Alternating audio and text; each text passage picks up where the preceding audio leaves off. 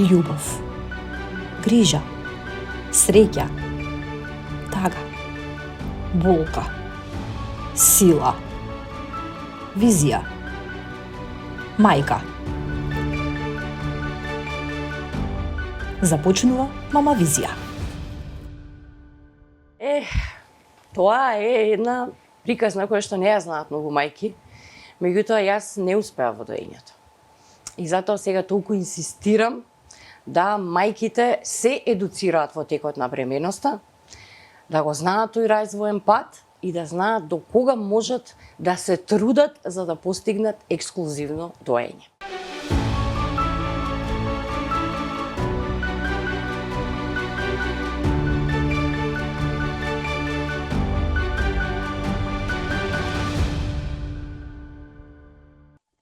И да, некако можеби и природно и очекувано беше во рамките на Мама Визија да ја видиме Јасна Апостоловски Николов, жената која што речиси секоја жена овде во Мама Визија ја спомена и ќе речат да не беше Јасна, не знам што ќе беше. Јасна ме спаси. Да, таа е двигателот на консултантството за доење во Македонија, првиот сертифициран, односно меѓународен консултант за доење и единствен за сега во нашата држава. Таа е и сертифициран едукатор за психофизичка подготвеност на трудниците и дипломирана медицинска сестра. Ке зборуваме за трудниците, ке зборуваме и за доилките, но ке зборуваме, почитувани, и за нејзината лична мајчинска приказна. И знам дека сега многу мајки ќе ги начучуваат ушињата, затоа што навистина ќе сакаат да слушнат. Мајка сте на прекрасниот 16 годишен тинејџер Лука.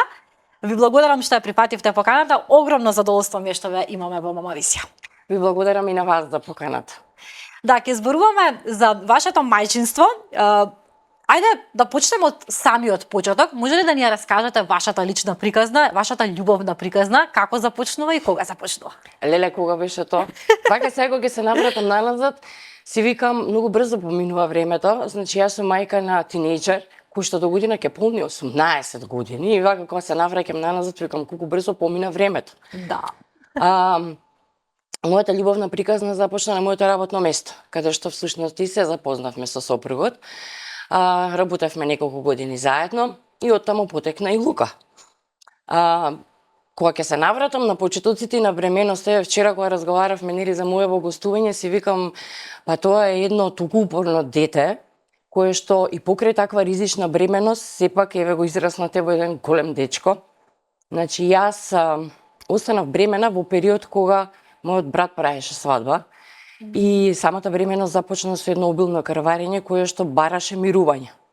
Подготовките за свадбата беа во тек, а во мојата фамилија, значи се што се случува е поврзано со Јасна. И некако морав тој момент да го сокријам за да нели нормално не им ја расипам таа веселба на нив, и да не ги насекирам сите. Така. И така некако успеав да земам некои слободни денови, божам за помош за свадбата. Меѓутоа издржавме некако до моментот до дента на венчавката, кога всушност само што влегов во ресторан, осетив како нешто тече по нозете. И морав да отидам во тоалет и си ги видов штиклите дека веќе пливаат во крв. И ми беше многу јасно дека сепак ќе морам да се обратам на доктор. Му се јавив на докторот кој што за голема среќа беше дежурен и ми рече мораш да дојдеш одма. Викам докторе, јас сум на свадба, значи свадбава тек сега почнува. И он ми вика, да, ти мораш да дојдеш одма. И сега јас како да излезам од ресторан, да ме снема, и ги собрав сите, им кажав, викам, јас многу ви се извинувам, сакав да се окријам, меѓутоа не можев. Сега морам да одам на лекар. Вие тогаш им соопштувате и дека сте бремена? Тие немаат појма? Никој од фамилијата не знаеше, освен мојот сопруг. И отидовме на преглед, ме вида докторот и вика, бебево е добро, има некој субдурален хематом кој што ќе мора да се исчисти, а ти ќе мораш да мируваш. И јас му викам, јас морам да се вратам на свадба. И он ми вика, ти мораш да се вратиш некаде каде што ќе можеш да легнеш и утре сабајле да дојдеш пак. За среќа во хотелот кај што правеа свадба имаше соба и јас по големиот дел од времето го поминав таму, се симнав само на тие званични моменти со тортата, со бидермаерот, пошто сум игрорка по природа, морав и едно оро да изиграм. И така заврши веселбата. Сабајлето кога отидовме на преглед, исто, докторот си потврди, рече бебето е супер. И јас тогаш реков, ако ова бебе се роди после вакво крварење, бидејќи сум медицинар и горе доле ги разбирам работите, кам тоа ќе биде едно сигурно многу упорно човече. И така ли е? Е, така е. Јасно, сигурно до крајот на А животот Лука е таков, да, и ден денес и он си е таков своеглав и упорен и нештата ги решава кога он сака да ги реши. Така беше и во текот на неговото растење, и во ослободување од пелени, и во се, значи колку јас и да настојував, и во спиење само во креветче, значи дента кога он ке решеше, не требаше никој ништо веќе да прави, значи он решаваше и тоа си го правеше така. Сигурно цел живот ќе го паметите, Да. свадбата на вашиот брат Сигурно. заради оваа ситуација која што се Сигурно, случила, но Лука го знаеше ли ова? Сте му раскажале за оваа ситуација? Да, Лука го знае се тоа, да. Знае што се случувало уште од самите почетоци. На која возраст останувате бремена? На 29 години. На 20. Дали тоа беше посакувана бременост, планирана бременост? Како се одвиваше тој процес во вашата љубовна приказна? Посакувана, да, ама неочекувана дека одма ќе се случи, нели? Некако така се дојде брзо и спонтано. Поликлиниката кај што работев имаше и гинеколошка ординација и јас бев сведок на секојдневни приказни каде што се лечи стерилитет. И нели се тоа не погодуваше, колку и да нели ние сме сепак медицинари и професионалци и се зближуваме со пациентите. И секогаш си викав, леле, само да не одам по тој пат. И јас и ден денес на сите им викам дека тоа е најтрнливиот пат кој што може да го изоди еден пар, без разлика брачен, партнери и така натаму. И ми е драго што тоа се случи така спонтано, меѓутоа иако беше доста ризично, после тоа морав и да одмарам до 23-та недела, не одев ни на работа и после тоа веќе се си беше поред, па си продолжив до последниот ден пред породувањето да си одам на работа. На првите месеци, значи, биле кај вас? Првите 4 беа, да. Првите месеци, а потоа се нормализирало. Знаевте ли зошто имавте проблеми првите месеци? Се откри тоа која била причината? Не се откри причината, меѓутоа тоа е една многу честа состојба во бременоста, каде што стварно бара многу мирување. Јас, бидејќи по природа сум и темпераментна и воркохолик, малце тешко ми беше да лежам, па се подкраднував, шетав, па така, ама добро, излезе си на крај сепак. Жива здраво бебе, жива здраво мајка, што е и најважно на самиот крај. Како го паметите денот на породувањето? Денот на породувањето го паметам, мислам дека ќе го паметам цел живот. Тоа им го раскажувам и на моите трудници, на часовите за психофизичка подготовка на трудници, дека јас во тој момент тоа што сега нив им го кажувам и го учам, не го знаев. Јас многу подоцна почнав да одам на едукации за психофизичката подготовка на трудници и дента кога веќе ме примија за породување бев како секоја обична трудница која што претходно не посетила никаква едукација. Ме примија на ГАК и ми го пукнаа водењакот и докторот ми рече сега ќе чекаме природно да се отвараш. Јас сум тука, дежурен сум до утре и ќе видиме кога и како ќе се случи моментот. И бидејќи таму си ги познавав сите колешки, на секој еден спрат ме вика, дојди кафе да пиеме, дојди ова да правиме, дојди уште едно кафе да пиеме, не смееш да јадеш, нели, нормално. И така јас цел ден си се шетав, си пиев кафе, си седев у двор на место да одмарам. Некаде веќе вечерта, нели следуваше тој преглед каде што рече докторот веќе си 6 сантими отворена, идеме горе во предродилна сала. И тука малце уклучија провокации за нели да го забрза целиот тој процес, беше еден претопол ден кој што никогаш не го заборавам, бидејќи во тоа време на старата ГАК немаше ни клими. Да, и јас веќе бев уморна, кога нели дојде таа последната фаза од предпородувањето, бев преуморна и му викав на докторот, те молам да ме породиш побрзо, ако треба и царски да си легнам да спијам, не можам. Одморам малку. И он ми викаше каков царски, колкава жена си ти? Тоа вика нема шанси, вика царски да оди, зошто? Ајде вика сега уште малце. Лука се роди ноќта во 3:17, а иначе денот на породувањето го поминав исто со една моја многу добра другарка од тие тинејџерски денови, која што се породи 3 часа после мене. Штувало, многу интересно беше.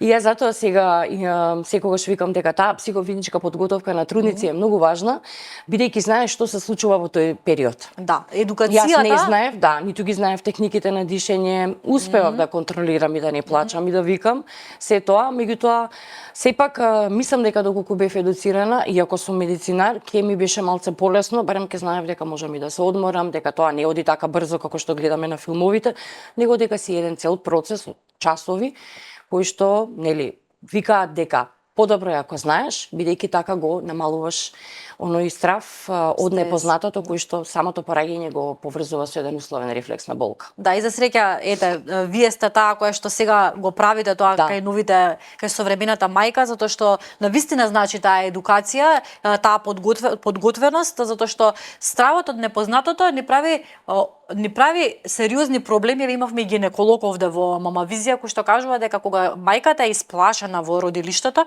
тоа може да придонесе сериозни компликации.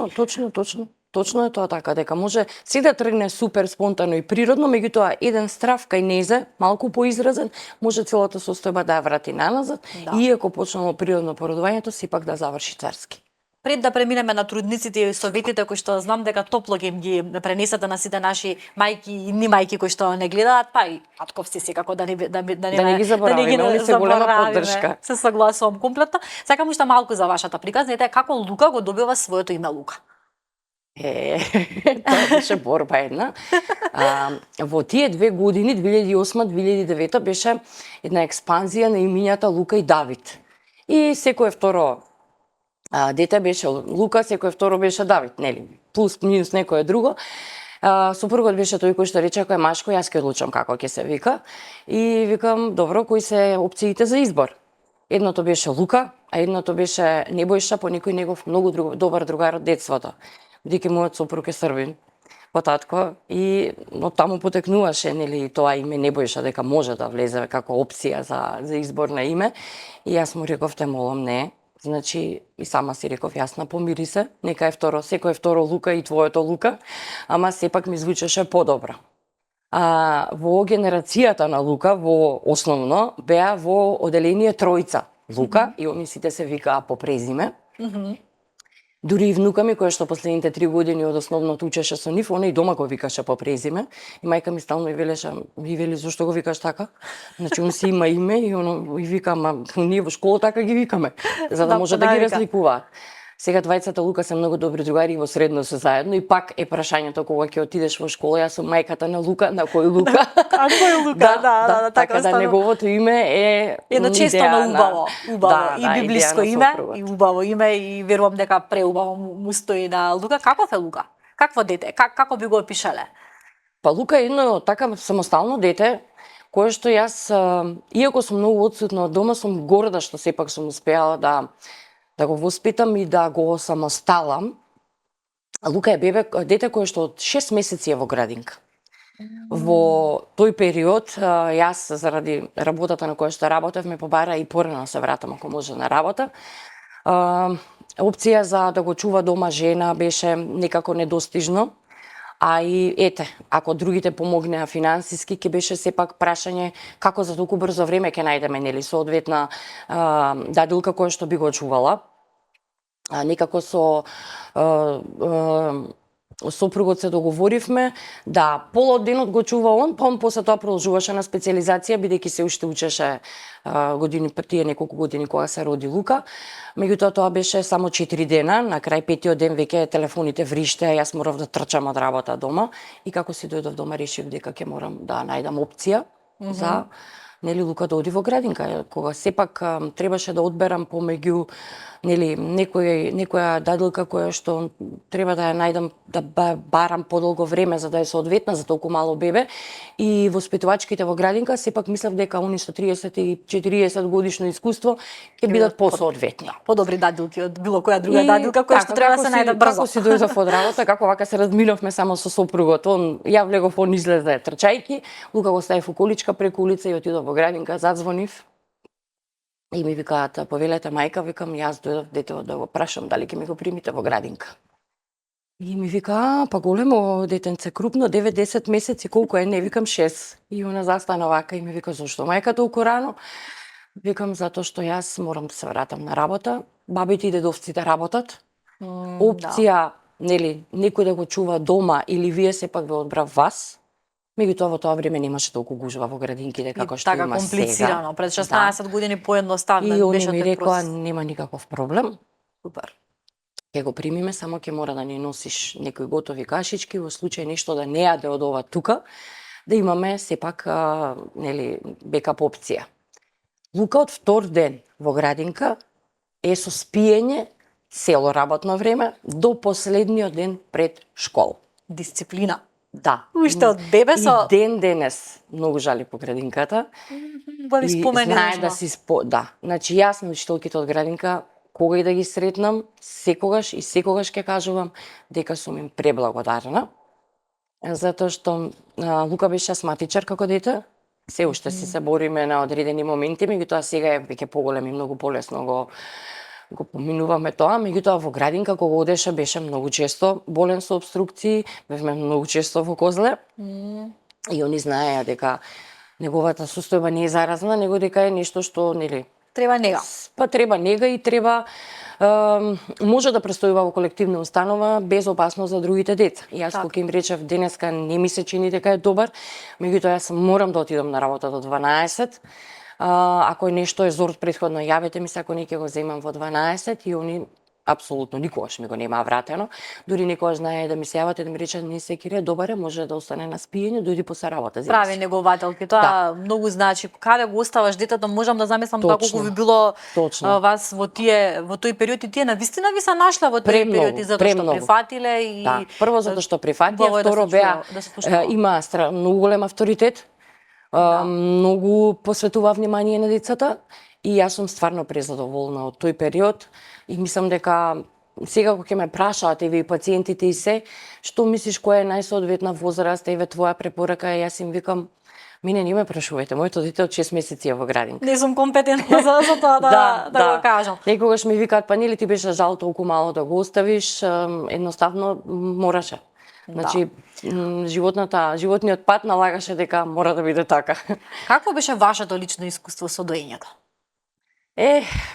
Тоа е една приказна која што не ја знаат многу мајки, меѓутоа јас не успеав во доењето.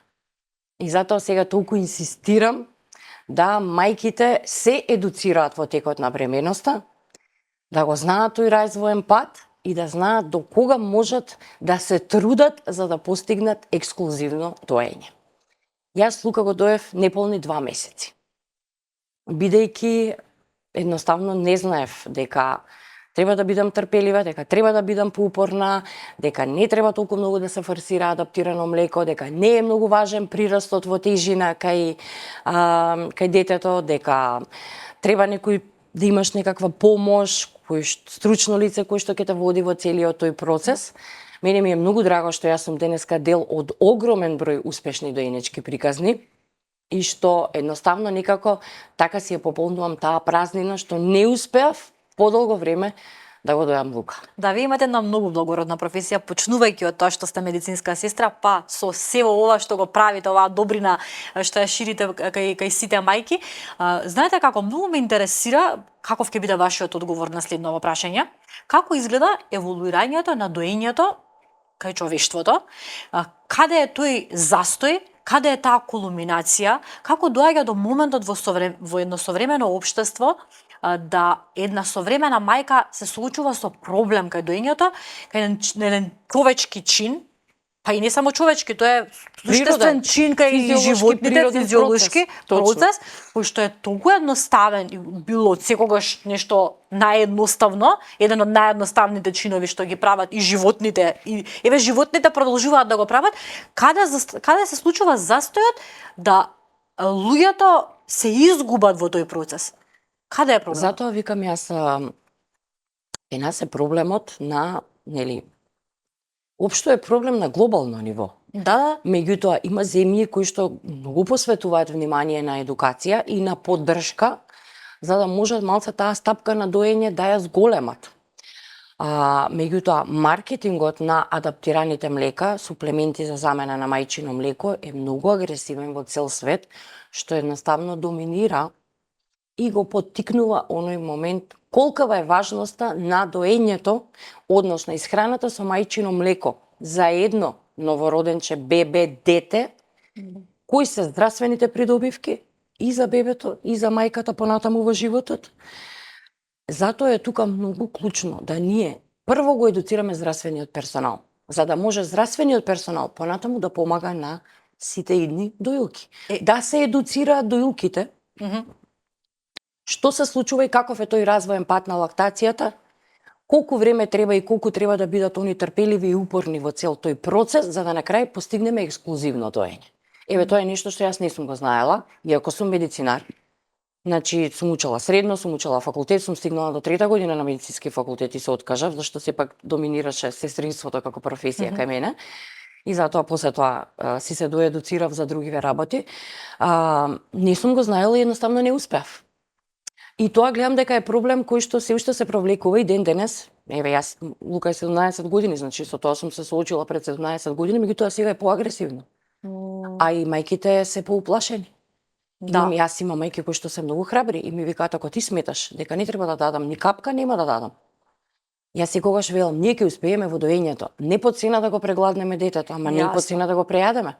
Значи, јас знам, моето дете е израснато на адаптирано млеко и доскоро имавме проблем со више килограми. Што вика Лука и ден денес, ако се опуштиме со чипсов, пак мама ќе биде вагата со другата бројка после неа. Значи, си има здравствени придобивки, си има секако и нуспојави доколку бебето се храни со адаптирано млеко. Имаме состојби каде што навистина мајката не може да дои, меѓутоа тоа е веќе со индикација.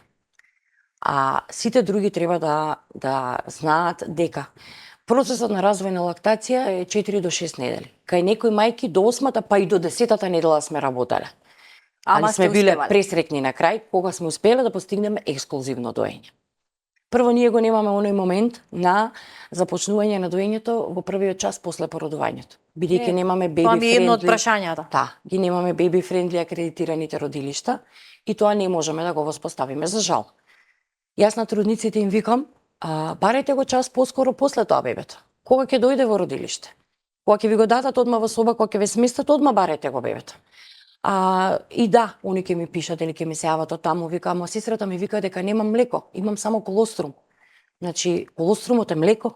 Тоа е првото млеко кое што го лачи градата. И тоа е на најубавото и најздравото течното злато кое што се лачи во капки и тие капки треба бебето да ги прими. И таа неедукација кај медицинскиот персонал. Точно. И од друга страна, колку почесто ние го ставаме бебето, ем ке си го прими колострумот, ем стимулира затоа што плунката на бебето е двигател на целиот тој хормонски процес. И така започнува стартот на развојот на лактацијата. Лактогенезата, това или фазата кога млекото од клетките се испушта во млечните каналчиња, започнува со одлепувањето на постелката. Тогаш паѓа прогестеронот, се качува пролактинот и веќе градите добиваат сигнал дека треба да прават млеко. Ама нас не треба бебето кое што го поттикнува се тој хормонски процес повеќе, бидејќи дава сигнал дека веќе е тука и дека треба да се прави повеќе млеко. Сега реалноста што оние очекуваат е дека кога ќе дојдат дома, ќе го надојат бебето и тоа бебе ќе биде мирно 2 часа и тоа бебе после тоа, таа мајка после тоа ќе може да си среди се по дома, да си направи ручек и да си чита книга, меѓутоа реалноста на доилките и секојдневието во првите 40 дена е хаос. Да, тоа треба да го буквално со еден збор, јас така им го кажувам, викам не очекувате дека дома ќе биде средено, дека ќе имате време за тоа, се додека не почне малце од малце да се не фаќа некаков ред во подоите, должина на подој, оддалечување од еден до друг подој, бидејќи новороденчињата имаат кратки и чести подои. Тоа е физиолошки така, бидејќи желудникот им собира малку. Да, прво име желудникот колку цреша, па колку орев, па колку кајсија, па колку јајце. Следствено на тоа и градата така ја зголемува продукцијата на млеко. Имаме мајки кои што одеднаш ќе добијат наплив на млеко, ама тоа млеко не ни треба, па имаме друг проблем. Сега па со тоа се справуваме за да, нели, ја регулираме продукцијата на градата. И кога они тоа го знаат, тогаш веќе е многу полесно. Не се фрустрираат толку многу гледајќи по социјалниве медиуми и прашувајќи се зошто она не може да го постигне тоа и што недостасува кај неј за да може да го постигне тоа, туку едноставно се помируваат со фактот дека да, првиот месец е тежок, доењето бара упорност и трпение, подоите се чести и кратки. Јас како што им велам, добиваш чувство, добиваш чувство дека цел ден ти се градите надвор и така треба да биде. Ако треба да имаат 8 до 12 подои до доенчињата во 24 часа, новороденчињата во првите 3-4 недели имаат 12 до 18 подои. И тоа е работата на една мајка дојлка. Да, ама и си подготвен, психички си подготвен, затоа се важни тие психофизички подготовки уште додека е трудницата, нели, трудна, а од кога препорачувате дека една трудница треба да оди на овие Програмата која што ја имам јас, по која што работам, е после 28-та недела. Да. Значи некаде секој месец имаме групи, школото за трудници и доење бебелогија работи веќе, значи јас оваа работам 13 години, школото постои веќе 8 години. Јас и во претходната ординација кај што работев исто ги одржував часовите за психофизичка подготовка на трудници. Тоа ми е еден пат кој што ми е наследен од една моја драга колешка која што за жал не е повеќе меѓу нас. Меѓутоа ми е драго што ја продолжив нејзината мисија. И секој месец има групи и мене ми е многу драго што групите од месец на месец се повеќе се зголемуваат. Имате бројка, отприлика, прво ајде за трудниците сакам да се фокусираме, бројка на трудници кои што ве посетиле, водите таква статистика? Водам, да, како не. Значи месечно групите се од 25 до 30 трудници. И до сега колку трудници? Многу. Кажете вкупна бројка не можам да ви кажам. Отприлика? Годишно се рачунете дека сигурно по околу 400 до 450 трудници. Тоа се веќе преку 5000 трудници кои што сите овие години ги посетиле часовите. Одлично, убаво е да се слуша. Да. Сега, многу ме интересира кој е вашето мислење. Како доаѓа моментот да имаме потреба од консултанти за доење во генерално во светот, дали е тоа недостигот на патронажни сестри? Конкретно кај нас тоа е сериозен проблем, овде го веќе неколку пати го начнуваме. Многу мал број на патронажни сестри, на еден рајон има по една-две, не можат да стасат и така натаму. Многу често и не се ни јавуваат кај мајки, се жалат мајки дека не добиле повик, и тоа е очигледно сериозен општествен проблем. Дали тоа наговестува дека е потребно да има консултанти за доење? Како се појавува оваа професија? Од минатиот век се појавува во светот, но на кој начин доаѓа кај нас? Кај нас доаѓа, кај нас општо професијава е основана 1985 година. Иницијатори се Ла Лига Лече, кое што е едно здружение на волонтери кои почнале да работат со доилки и да навлегуваат малку подлабоко во предизвиците со кои што се соочувала една доилка. Значи пак се навраќаме на тоа дека ние како медицинари до таа длабочина не сме го учеле ова. Кога јас почнав да го учам сето ова, мислев дека е некој обичен курс кој што ќе биде како моја надоградба. Меѓутоа тоа беше една многу обемна материја, буквално е цела наука. Дури не бев ни свесна дека до толку ситници се навлегува за да можеш суштината на одредени проблеми да ја детектираш, за да нели една мајка има успешна доенечка приказна. Паралелно со тоа, значи се развива и индустријата за производство на адаптирани млека. И тука веќе имаме сериозен проблем, каде што немаме поддршка за мајките кои што дојат, а од друга страна доминираат адаптираните млека, кои што веќе нели педиатрите почнуваат да ги препорачуваат. И така се основа професијата IBCLC, меѓународен сертифициран консултант за доење, каде што значи тој сертификат е професија. Во Америка сите консултанти за доење си работат приватна пракса и се поврзани со фондот за здравствено осигурување. Во секое родилиште има вработено IBCLC консултант за доење. Ако ти сакаш и имаш потреба од IBCLC, нели си закажуваш консултација, сето она што го плаќаш, после тоа тебе ти го рефундира фондот за здравство. Да, како со значи, лекар. Они се така поврзани. Да, буквално се дел од здравствениот систем. Во Америка има најмногу консултанти за доење, со оглед на тоа што таму нели индустриите за адаптирани млека се на герилакција таму. Буквално да. По Европа има солиден број, можам да кажам. И ете така некако успеваме да се избориме и ние на Балканчево, наше, со мал број на консултанти. Меѓутоа е од многу голема помош. Еве, вие имате искуство со сите оние препораки, мајки задоволни кои што, нели, споделиле колку значи, и јас искрено сум им преблагодарна што ми ја довериле довербата и што ме слушале. И знам дека стално викаат цел живот ќе ти бидеме благодарни, преубав чин, преубава конекција, бидејќи не можеме да го поврзуваме ние доењето само со како нешто момент каде што бебето се храни, тоа е таква една емотивна конекција, која што најмногу ја чувствуваат кога доаѓа момент за откажување. Значи можеби бебињата со тодлерчињата полесно се справуваме, мајките како емотивен момент многу потешко го доживуваат. А во однос на патронажните сестри, Значи, јас и во неколку гостувања имам споменато дека ние имаме премал број на патронажни сестри и дека имам чувство дека патронажните сестри некако се заборавени од нашиот здравствен систем. Што е жалосно, бидејќи они се прв контакт со доилките. И мислам дека треба малку да им се посвети внимание на тој дел, на тој кадар, да се зголеми бројката на патронажни сестри и да се посвети едукација. Значи, овој специфичен дел на едукација да можат да го имаат. Можеби ние како држава финансиски не можеме да, го сносиме товарот да бидат со сертификати, меѓутоа можат да се организираат некакви обуки, каде што ќе можеме ние да го споделиме знаењето. Да. Јас имав неколку обуки одржувано на патронажни сестри во другиве градови од Македонија по нивна иницијатива и нивни интерес. Има интерес, така? Има интерес, како? Јас верувам дека меѓу патронажните сестри постои би било интересно да слушнат, да чујат, Да. нели, они верувам дека сега и самата достапност на информации на интернет е, нели, можат да прочитаат, да видат, меѓутоа сепак кога ќе го ја чујат темата разглобена по деталчиња, Да. што всушност се случува и они се чудат, па не сме знаеле ова, не сме учеле ова, значи пак ќе кажам, Непознато им е. ова е еден специфичен дел, една цела наука која што и во континуитет се работи и се истражува, затоа и овој сертификат кога еднаш ќе го стекнеш тој не е вечен, се обновува на секои 5 години. Тоа исто ми беше едно од прашањето, колку еволуира процесот? Значи колку се менува? Да, се менува, има доста работи што се менуваат. Од година во година истражувања, студии кои што се прават. Затоа и мора да се посетуваат сите тие континуирани едукации.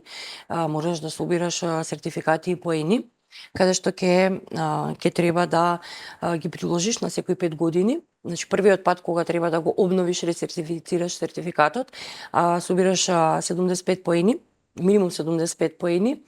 Имаш еден тест кој што исто така го поминуваш и врз основа на тој тест каде имаш пропусти, они ти кажуваат дека во тие теми за наредниот процес мораш да ги слушаш тие едукации. Така. И ти веќе за наредните 5 години се спремаш да од тие проблематики слушаш едукации Фокусираш на тие и сегменти. пак имаш. Да, еве јас Како факултет. Тоа е како да 2024 во август го обновив. До 2029 ми е во важност. Сега пред 2025 на крај ми стигна пак тест кој што треба да го поминам за да видат во кои делови, нели, имам некој недостаток на овакво образование, односно од кои одредени теми и тие теми ќе треба сега во наредниве 3 години да ги ислушам предавања, да ги приложам сертификатите и за да можам после 2029 пак да го продолжам. Да, одново до едукација. Како реагираат мајките, трудниците, доилките? Кои се најчестите проблеми со кои што се соочуваат? Најчестите проблеми со кои што се соочуваат, најчесто се првите денови после породување. Многу често се случува да дома си дојдат со тврди, преполнети гради, отечени гради, нешто што е, да речеме, до некаде и нормално првите денови градите да отекуваат, меѓутоа не и да се полнат, не и да бидат со застој. И тоа најчесто се случува заради тоа што, нели, мислејќи дека немаат доволно млеко, не го ставаат бебето уште во родилиште да цица, таму повеќе ги дохрануваат со адаптирано млеко и обично дента пред да си одат дома, кога они веќе, нели, малце улабавуваат дека наредниот ден си одат дома, тогаш паѓа кортизолот и сите други хормони почнуваат да работат и наредниот ден стануваат со отечени и преполнети гради. И тука ги фаќа паника, пошто општо сите ги фаќа паника, да не имам мастит, да не добијам мастит, да не можам да дојам и така натаму. И тоа е еден, да речеме, проблем со кој што најчесто се соочувам. Од тој проблем после тоа произлегува проблем плитко фаќање на бебето на града, каде што веќе се соочуваме со разранети брадавици кои што се болни брадавици. Па треба и тој проблем да го санираме. Па кога ќе санираме сето тоа е прашањето дали имам доволно млеко. Дали бебето добро напредува, дали овој напредок е добар, како да зголемиме, како да стимулираме, кога треба да зголемуваме, кога да стимулираме. Многу ми е драго што во последно време многу мајки на близнаци дојат, сакаат да дојат, имаме доста успешни приказни, и мајки на предвремено родени бебиња, што да речеме еден огромен стрес и страв кај нив. Меѓутоа, кога си дојат дома, секогаш ми се јавуваат што треба ја сега да правам за да стимулирам да надојде млеко за бебево кога ќе си го земат дома, бидејќи тие бебиња многу често остануваат и малку подолго на интензивна нега или на полуинтензивна нега и како да направиме повеќе млеко за бебево да цица кога ќе си дојде дома.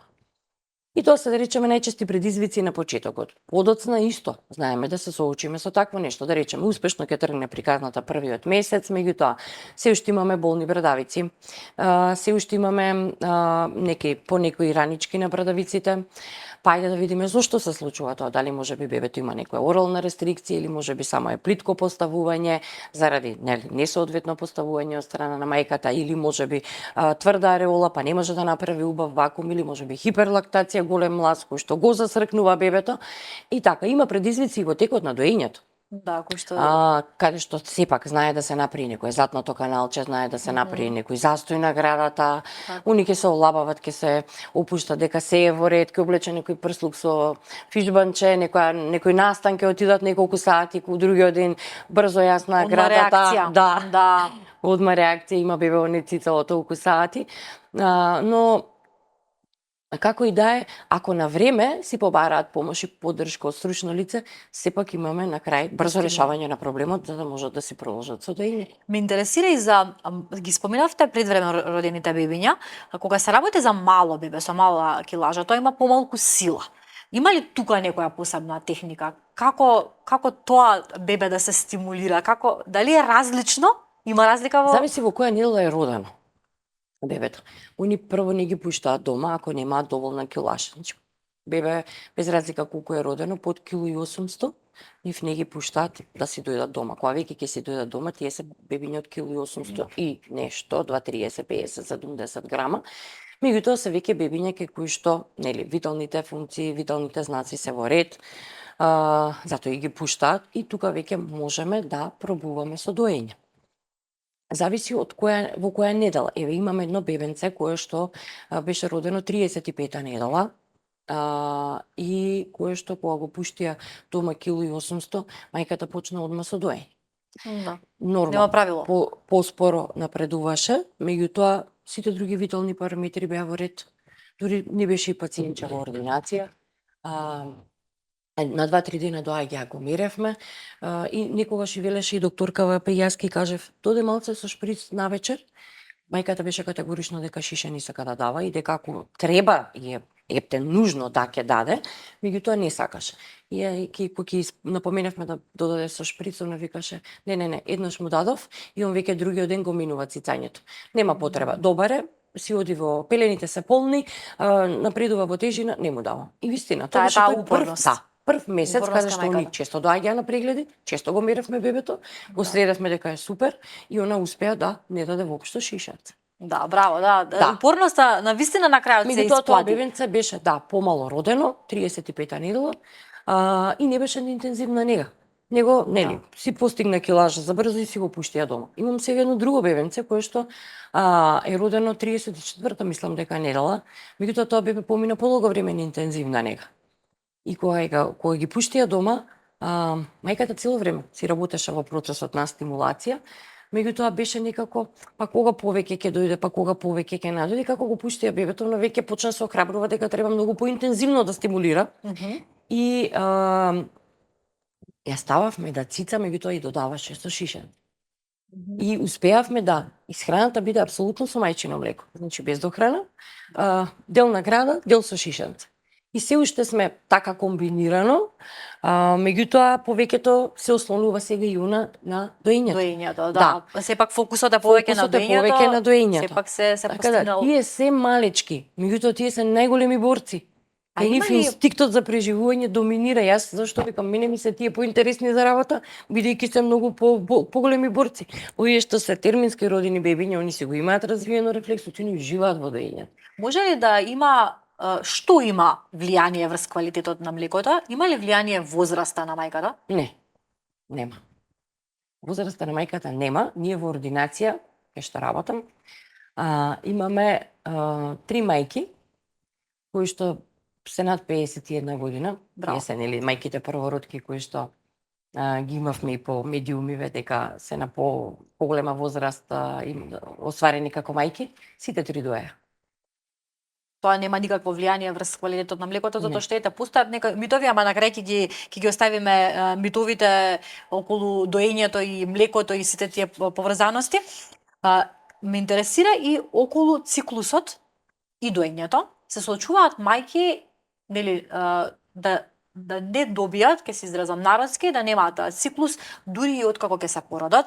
Се случува дури и да трае тоа и месеци, па и неколку години. И тоа представува сериозен проблем кај жената, затоа што се чувствува надуено. Каква е поврзаноста на доењето со циклусот? Има ли тука некаква поврзаност? Има, секако има поврзаност и поголемиот процент од мајките кои што дојат немаат циклус. Бидејќи тука доминира пролактинот кога станува збор за период на доење, кој што всушност ги супримира другиве хормони кои го регулираат циклусот. Има мајки кои што цело време дорека дојат не добиваат циклус, има мајки кои што третиот, четвртиот месец веќе ќе добијат циклус. Нели доењето е вика еден превентивен метод на контрацепција. А меѓутоа тоа треба да биде често на секои 2 сати за да можеме ние да се потпреме на тоа дека доењето е еден природен вид на контрацепција. Затоа стално им велам не се потпирате на тоа бидејќи не знаеме баш дали е тоа сигурно. Се случувале докази имам точно. неколку кога сега се случува период кога од овие долги јас што ги имам што немаат циклус подолго време, па не сум слушнала дека може дека имаат проблем. Затоа што самото доење е процес кој што ја троши и мајката. Да. Па поприлично добро изгледаат дојуките. И кога сме на часовиве на трудници веќе кога се ближат кон крајот, они нели со килажа се веќе и неколку килограми плюс. Па еве сега овие летниве групи стално се смееме, викам па и Жешко и Отоци. Само до вербата паѓа. Викам не се секирете кога ќе се породите смеш -6 одма и после тоа со доењето викам се слабе. Колку се слабе, викам ќе видиме, чекајте. Меѓутоа јас ги гледам еве мајкиве што ми се пациенти во ординација, они како доаѓаат на рутински контроли месечно, они се послаби и послаби. Бидејќи како растат децава и се повеќе и повеќе троши доењево, така се повеќе и повеќе они се трошат, не дека они не јадат, меѓутоа самиот организам нели природно си го прави тоа. Физиолошки доаѓа. Имаме поврзаност ако мајката дои и добие циклус. Тука знае тие 2-3 дена пред циклусот да се осети дека има малку намален рефлекс на isфрлање на млекото, на кој што може да изреагира бебето. И обично кога има таква ситуација, неочекувано не знаат првиот пат циклусот кога ќе дојде. Да. И јас ќе ги прашам, ми вика немам циклус. Што се случува, како се случува, ајде ќе провериме, ќе видиме. Да, реагира бебево, нели, малку понервозно и плачливо е цицањето, меѓутоа ајде, може ќе да дадеме некој суплемент за да се поттикне лактација, ајде мајкава поредовно да јаде, повеќе течности да внесува се и после 3-4 дена ќе ми рече јас добив циклус. Значи, да сепак има нешто. Си има решение за се. Си има решение, али со првото добивање на циклусот никогаш не знаеме кога ќе биде. Да, но после тоа веќе си го откриваме. Не е нормална појава, тоа ми беше прашањето. Не е сосема нормално е да го нема циклусот. Болките во градите се еден воочекуван проблем со кој што се соочува доилката. Примање на некакви медикаменти, влијае ли тоа врз млекото? Треба ли да се примаат некакви медикаменти? Зборувам за ублагување на болката. Што советувате тука? Тој дел што е фармакологија во доење исто така е една голема наука во склоп на целово наше образование во однос на доењето. И си има и веб страници каде што може да си проверат дали тој лек е компактибилен со доење. Ние имаме и посебни книги, регистри кои што во континуитет се надополнуваат и излегуваат нови изданија, бидејќи се испитуваат сите лекови, не само аналгетици, антибиотици, антидепресиви, се што постои од фармација, што е компактибилно со доење, колку е компактибилно и тие се поделени во неколку групи. Она што како аналгетици можеме да го користиме, секако оние како тазе, родилки во родилиште добиваат аналгетици. И поголемиот дел од аналгетиците не се компактибилни со доењето.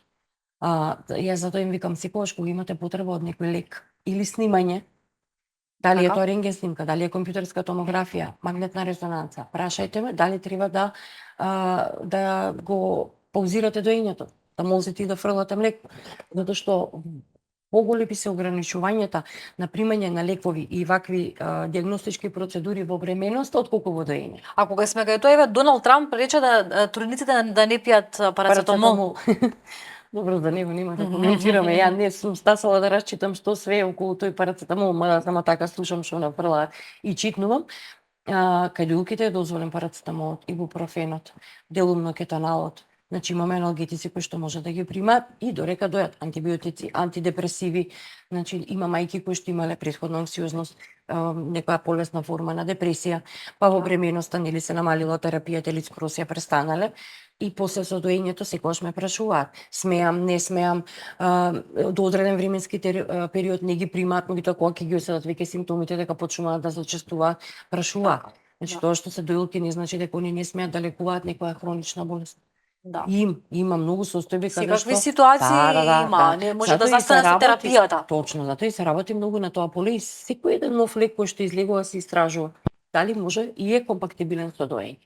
Што прават мајките со измолзеното млеко? Дали тоа млеко се чува во фрижидер? Каде се чува и како најсоодветно треба да се чува? Зависи за која намена им треба. Ако нас во денот ни треба да се додава како дохрана кај бебето измолзено мајчино млеко, тоа може да стои на собна температура 2 до 8 часа, препорачано 4 часа. Собна температура се подразбира температура од 23 степени.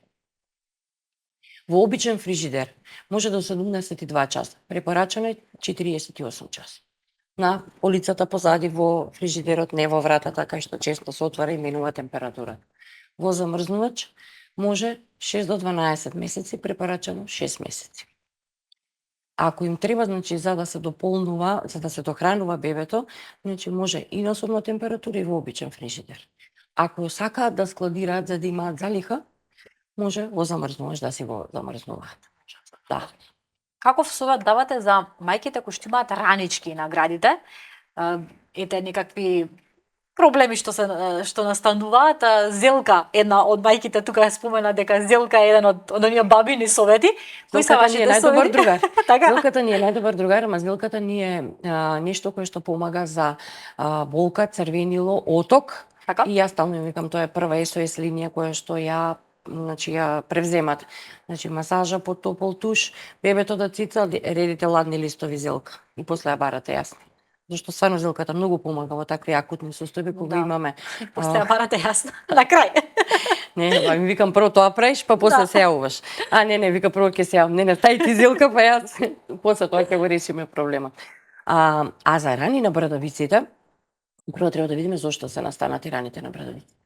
Дали може би заради неправилно поставување на бебето на града, дали може би за некоја орална рестрикција кај бебето, подврзано јазиче, подврзана горна усна, или заради некој инфект, габична инфекција, бактериски инфект, значи било што. Нешто и основно кое што не сите дома го имаат, тоа е ланолинот. Друго што може на своја рака да го користате кокосово масло. Тоа се значи работи кои што им се достапни и ги знаат, им ги читаат на интернет, тоа секогаш во секое време може да си намачка. Тоа е веќе општо познато. Општо познато, така.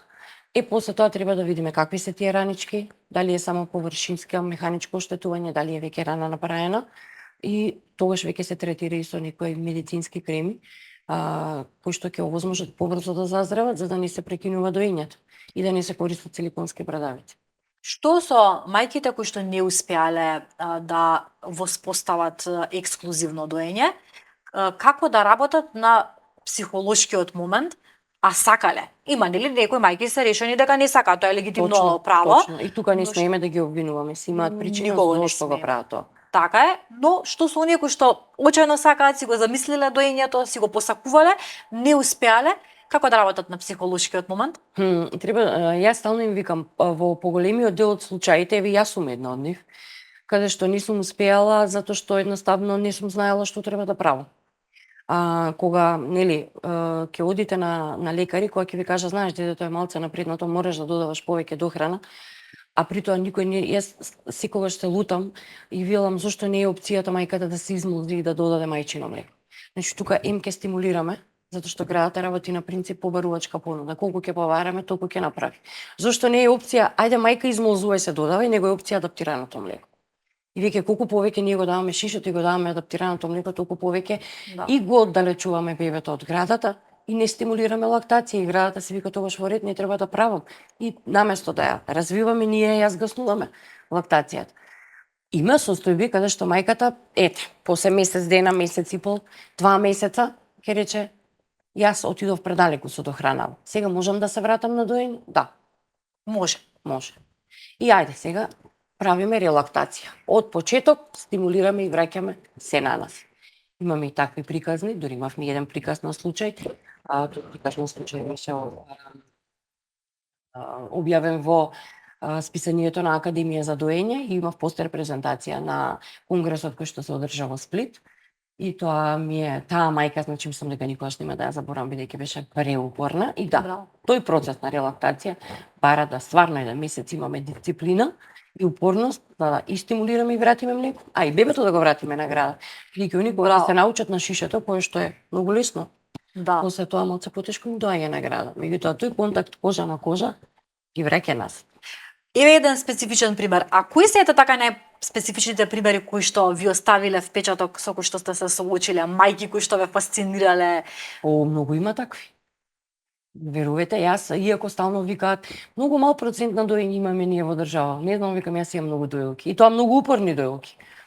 Кои што стварно, дури понекогаш и јас ќе сум рекла, веќе све сме искористиле од ресурси, секаков начин на стимулација, све.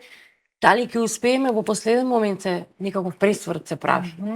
Дури сум имала и бебиња кои што едноставно си станувале на града и си сакале да си дојат, меѓутоа немало млеко. Пиеле адаптирано млеко и по 90 милилитри. Ама ете, сме успеале полека да стимулираме млеко, полека да ја намалиме дохраната. Но тоа е процес кај што се работи. Никогаш не можеме ние тоа преку ноќ да го направиме. Како се стимулира млеко?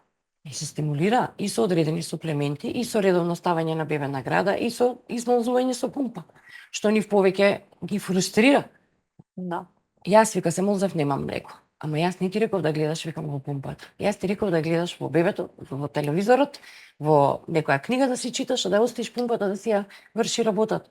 Нас пумпата ни е само помагало, не ни е мерило колку млеко има во град, само ни е помагало дополнително да ни стимулира, некако да дава сигнал дека треба да се активира тој окситоцин. Ако ли се справувате со жени со хормони, мајки кои што излегле, сега се обидам да се влезам во ваша кожа, како изгледа тоа ваше секојдневие со мајки кои што сигурно и плачаат, и се смеат, и Да. имаат емоции, како изгледа? Заедно плачем. А плачат, тоа е нормално да плачат, тоа е, јас секогаш им викам да не се плашите, затоа што тоа е еден ролер костер од емоции, првите денови, бидејќи хормоните ги прават нив да се такви. Па ќе спласнат после хормончињата, си се враќаат на старите како што си биле, дури некогаш и они самите знаат да кажат, ја не сум ово.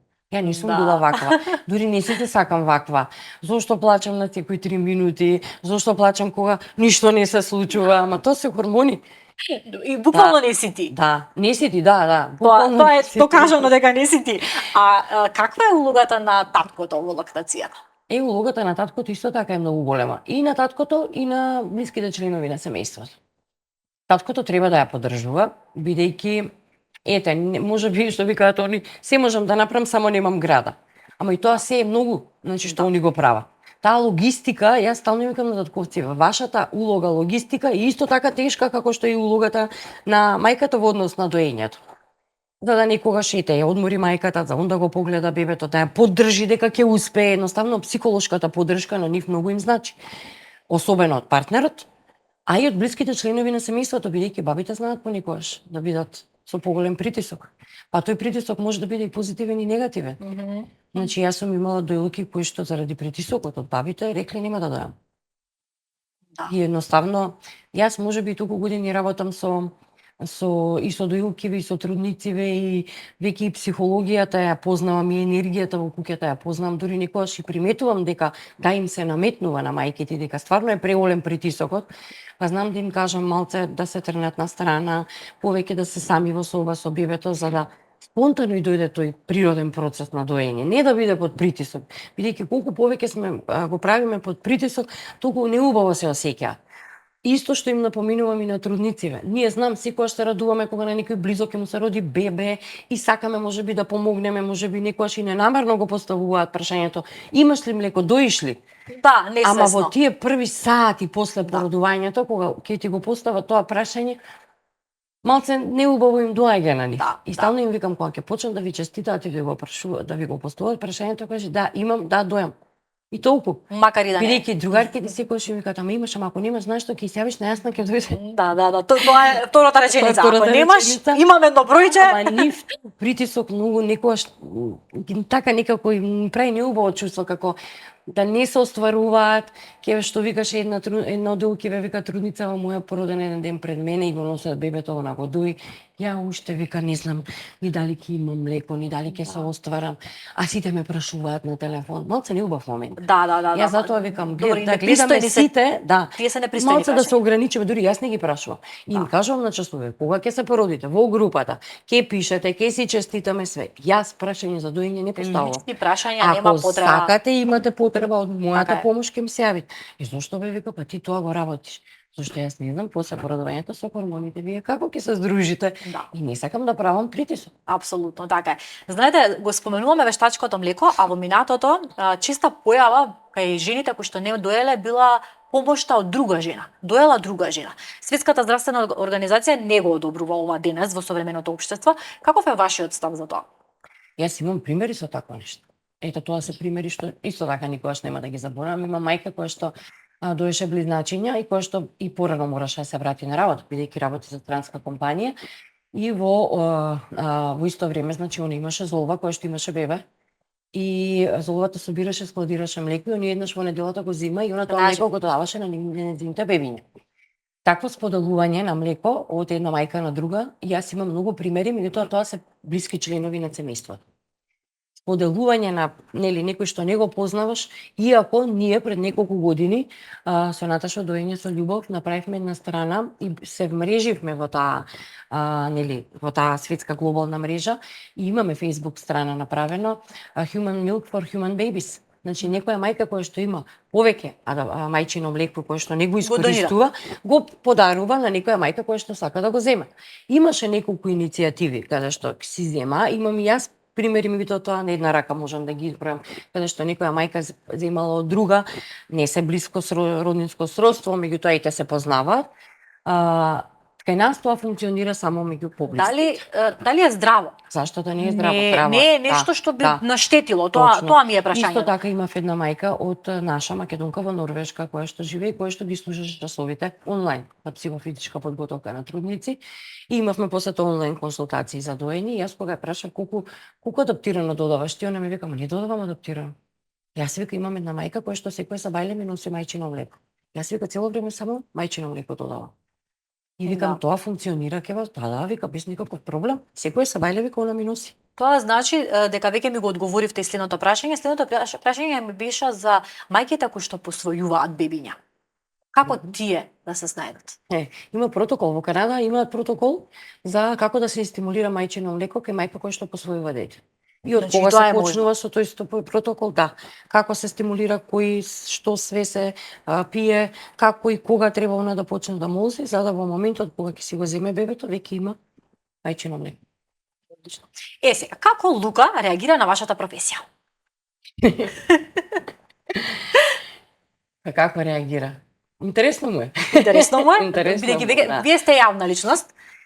Да, интересно му е, дури некогаш и навечер така кога седиме ќе му подпрочитам некоја порака. Горте така дека кога одиме да се шетаме заедно, често пати изме сретнуваат, се поздравуваме. Вика, леле мама, со тебе не се оди веќе по градов. Не можам само застанувам, а? Сите те знаат. Да. Но некогаш така кога седиме ќе му прочитам некоја порака, баш една вечер имаше кога беше вратен од град, пошто јас стално со мајкеве се смееме, вика ти како новороденче си не спиеш, викам не, јас имам тинеџер кој што го чекам од град и исто се чувствувам со вас, не спијам, доцна легнувам.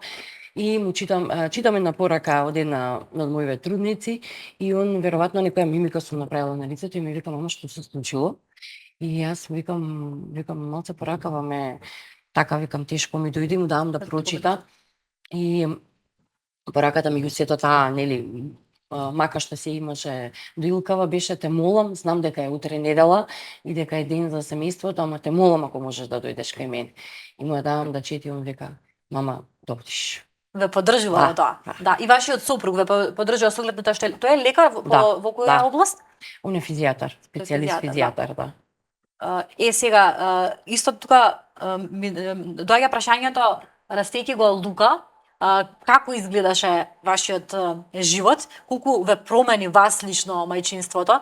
Велите дека какво дете беше тој? Велите дека бил бебе кое што се навикнал брзо на тие, бил дисциплиниран, да речеме, уште од рана возраст, но какво дете беше, како се развиваше како дете и колку вас лично ве промени мајчинството? Да, морам да кажам дека ме промени, затоа што е една одговорност. Некако застануваш позади една личност која што треба некако да ја изградиш и при тоа да ја изградиш добра личност да биде. Лука беше едно дете кое што не многу темпераментно, многу скромно, премногу скромно. Можеби и самиот наш животен тек во тие први години од бракот беше таков да мојот сопруг се уште учеше, работеше и учеше, меѓутоа примањата не ни беа баш соодветни за да имаме некој многу комотен живот. Секако имавме помош од родителите, од едната и од другата страна, меѓутоа не потекнуваме од богати семејства, каде што може све така лесно да поминува. Што се смееме ние секогаш по дома, брат ми стално вели, ако нешто од прва успее кај нас, сигурно има скриена камера. Да. Лука беше така воспитуван дека не може секогаш да добие се што сака и беше некако и научен така на многу скромни играчки, многу скромни работи. Најголемата играчка кај нас дома е бураго количка. И он кога ќе требаше да купиме некој подарок за роден ден за некој другарче од градинка или за некој пријатели кој што одевме и кога ќе му речев Лука ајде да одиме во Џамбо да купиме подарок, сопругот стално ми викаше ме како ќе го носиш него, ако ти побара нешто а немаш пари да платиш. Му викам не се секирај. Лука беше научен да ако му кажеш дека немам. Да, не е од тие деца кои што викал и кога ќе одевме во Џамбо, он секогаш се враќаше со едни тука на касите, имаше, мислам дека и ден денес ги има и уште ги чуваме дома. Имаше едни ситни мали пајчиња жолти. Кои што беа по 3 денари во тоа време. И он си изимаше тие кога се бањаше, села така да беше со такви пајчиња. Знаел дека тоа му било достапно. Прашаше мама колку можам да земам и ја му викав толку колку што ќе ти фатат 2 рачиња. Тоа не беше повеќе од 10, зашто тоа беа мали рачиња. Дури многу пати кога ќе се постигнеше за нешто поголемо, ќе дојдевме до каса и стално викаше не го сакам ова, сепак сакам од пајчињата. Да, ето тоа работело кај него. И беше скромен и се уште е скромен и се уште секогаш прашува дали може и дали имаш за да го добие тоа. Дури некогаш кога ќе му купам, ми вика, ама сигурна си дека можеш. Што ми е драго, што сепак ги цени вредностите, нели, на тоа кога работиш и заработуваш и кога сето тоа треба да го потрошиш. Да, тоа и сигурно тоа ќе го применува и кај други луѓе, ќе знае да биде повнимателен во однос на материјалното, што е веќе реткост, се поретко и поретко. Посакувавте син да имате? Каква беше вашата желба? Па, бидејќи сум медицинар и сум видела се и се што, посакував само да е здраво. Да. Кога вика мамин син, јас секогаш викав, леле, никогаш нема да го направам да е таков. И не е направен. Едноставно, он е еден голем емотивец, кој што е многу поврзан со мене, можеби и заради тоа што сум повеќе отсутна од дома. А меѓутоа, си е таков. Се уште си е. Не го чувал никој. Како што кажав, од 6 месеци е во градинка. Не го чувале баби и дедовци. Моите родители многу ни помагаа во тој дел кога он малце порасна, кога го носеа на спорт, кога го носеа на јазик, го зема од градинка и така натаму. Меѓутоа не го чуваа со денови, за да нели го размазуваат, му угодуваат, иако и они се такви родители кои што не учеа сами во животот. Тоа е следното. Да се осамосталиме. Сакам да ве прашам и за вашите. Тоа го пренесоа на него. Он е емотивец многу и општо и за блиските и за другарите и ден денес и за членовите од семејството. Меѓутоа не го покажува тоа. Го покажува отпосле.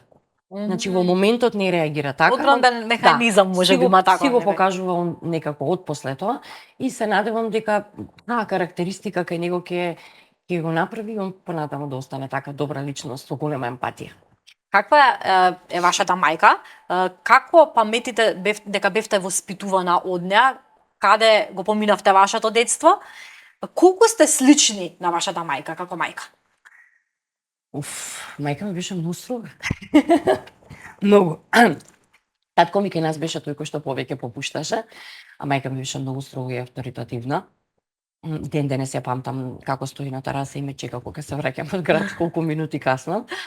Да, она беше таа која што нели и во однос на воспитување и во однос на образование бараше се да е по ПС. И можеби имам јас дел од нејзиниот карактер, не можеби сигурно имам дел од нејзиниот карактер, и она беше воркохолик како мене и она работеше 3 работи, секако за да може нели да не изгледаат и да не издигнат и нас и да не го платат сето тоа образование и на мене и на брат ми. Татко ми беше малце така послободен човек, што викаше он слободен уметник со оглед на неговата професија. Ама мајка ми беше и воркохолик и многу строго и авторитативна и дел од тоа го пренесе и кај мене. Можеби подсвесно. Да, подсвесно, да, ама и баба ми, нејзината мајка исто беше таква личност. Сега оној момент што сега јас си викам на мајка ми, тоа е нели она другата страна од животот, она што го споменавме во разговорот за емисијава, дека некогаш они нас не чуваат, сега ние нив ги чуваме. И со оглед на нејзината здравствена состојба која што сега бара нега, јас сега викам сега ти братам за тоа ти на што ми правеше. И никогаш кога ќе ја скарам така ми викам многу си се олошила.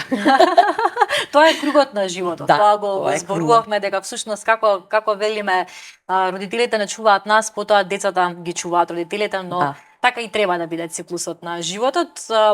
Имам митови и факти, ова мислам дека ќе биде интересно за. Само нешто сакав ми остана во мисла во однос на ова мајчинство. Оно што јас секогаш го кажувам и на сите едукации и на сите работилници и на часовиве за трудници е дека да, ние се менуваме во мајчинството, меѓутоа се менуваме на начин на кој што созреваме. Бидејќи сите се плашат, леле сега ќе имаме бебе, па животот ќе ни се промени, па толку беше од излегување, од шетање и од се, меѓутоа не. Се менуваме само во однос на одговорностите, бидејќи нели веќе има друг живот кој што зависи од нас, и стануваме малку поодговорни и посвесни за се, меѓутоа ако добро се организираме во животот, можеме да постигнеме и на повеќе полиња, па и тој социјален живот да на некаков начин го одржиме. Да, убаво рочено, убаво срочено. Ајде сега митови и факти, верувам дека ова ќе ви биде интересно. Само кажувате мит или факт, не навлегуваме бидејќи немаме веќе време. Млекото ми е водено, тоа значи не е добро. Такво нешто не постои. Значи хранливо и нехранливо млеко е мит. Ако имам мали гради, немам да имам доволно млеко. Мит или факт? Мит. Доењето мора да боли. Доењето не треба да боли. Бебето плаче, значи е гладно затоа што немам доволно млеко. Плачот на бебето не се поврзува секогаш со глад. Мит. Морам да пијам многу млеко за да имам млеко. Не, мит. Не смеам да дојам ако сум болна или пак ако земам лекови. Тоа за лековите го кажавме дека нели треба да видиме кои лекови, а во однос на доколку мајката е болна или настината, слободно може да продолжи со доење, бидејќи мајчиното млеко, преку мајчиното млеко, бебето добива антитела против вирусот или бактеријата која што е нели болна мајка. По 6 месеци или она ексклузивно мајчино млеко, по 6 месеци доење, мајчиното млеко нема вредност. За секоја возраст на детето мајчиното млеко си има вредност. И заштита во зависност од возраста на бебето. Значи составот на мајчиното млеко се менува во различни периоди од денот, во време траење на подојот, различна возраст на детето, кога мајката е болна, значи во континуитет. И 3 капки мајчино млеко имаат придобивки за детето, тодлерчето. Чајот од анасон е лек за грчеви кај бебето. Не мора да значи тоа. Ако има грчеви, они даваат и капки, и чаеви, и се живо и диво што можеме да превземеме едноставно додека не се одре стомачето на бебето и додека не помине тој развоен период, има грчеви. Бите, значи, а водата е најдобар пријател на лактацијата. Па да. Точно. Хидратацијата кај мајката е најважна. Треба да ги миеш градите пред секој подој. Не треба да се мие пред секој подој, затоа што не нарушуваме микрофлората на кожата која што ни ја штити град. Значи, мораш да ја испразниш едната дојка целосно пред да ја понудиш другата. А кога е тоа целосно? Тоа е една дилема со која што они многу се борат. Тоа предно млеко и задно млеко, подалба ја, колку минути, јас стално викам добро, а тој што ви го кажа тоа, после колку минути ти рече дека доаѓа задното млеко. Значи, првите млазови се побогати со протеини и јаглехидрати за моменталната глад кај бебето да ја засити. И одма следуваат мастите. Како почнува да се празни градата, така веќе се зголемува концентрацијата на масти.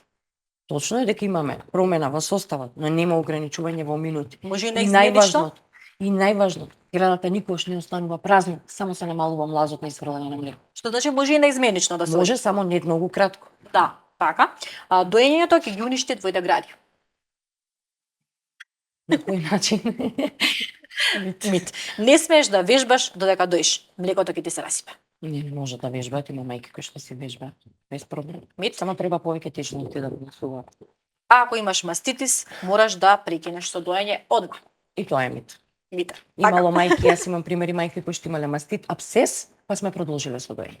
Имам уште едно прашање кое што ми се наваде, имам уште милион, ама стварно немаме, навистина немаме време.